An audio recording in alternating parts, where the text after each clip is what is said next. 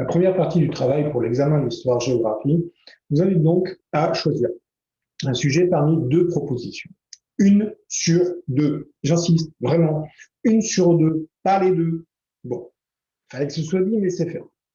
Vraiment, ne soyez pas pris au piège, car ici, comme dans la troisième partie, si vous travaillez les deux sujets, seul le premier sera noté. Le second ne sera même pas lu. Et tout ce que vous laisserez comme impression au correcteur, c'est de la négligence, pour n'avoir pas préparé l'examen, ni lu les consignes. Donc, un seul sujet au choix. Tout d'abord, ce sujet se portera sur l'histoire ou la géographie. Deux sujets dans l'une ou l'autre des matières, donc, mais rassurez-vous, pas. Si l'histoire est proposée dans cette partie, c'est la géographie qui le sera dans la troisième partie, et inversement. Ensuite, chacun des choix portera sur l'un des thèmes de l'année. Cette information vous sera toujours donnée. Il y aura toujours deux grandes consignes, souvent subdivisées en sous-consignes ou questions. Elles ont toujours le même intitulé. D'abord, repérer dans le temps et dans l'espace.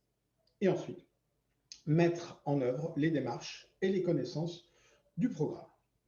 L'une sera notée sur 3 points, l'autre sur 6 points.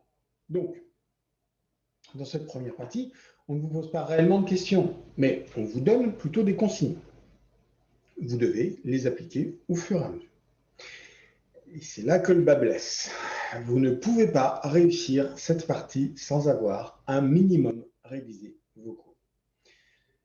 Des bases, savoir situer géographiquement des pays, des lieux, associer des personnages à des dates, connaître aussi certaines dates importantes. Voilà. Vous voulez gagner des points ici? Apprenez vos cours.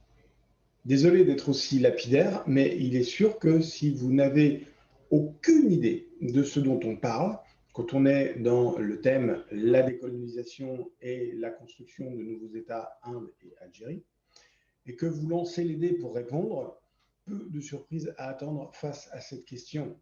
Après, soyons aussi clairs. Vous n'avez pas 3 pages de cours à retenir pour chaque thème, que ce soit en histoire ou en géographie. Ce que vous devez connaître peut être réduit à une petite feuille Bristol recto, dès lors que vous savez de quoi on parle, bien entendu. Apprendre pour apprendre ne sert à rien, mais savoir que Gandhi participe à la décolonisation de l'Inde et pas à celle de l'Algérie, ne riez pas, vous êtes peut-être concerné par cette boulette. Voilà. Bref, dans cette première partie, vous devez choisir un sujet sur les deux proposés.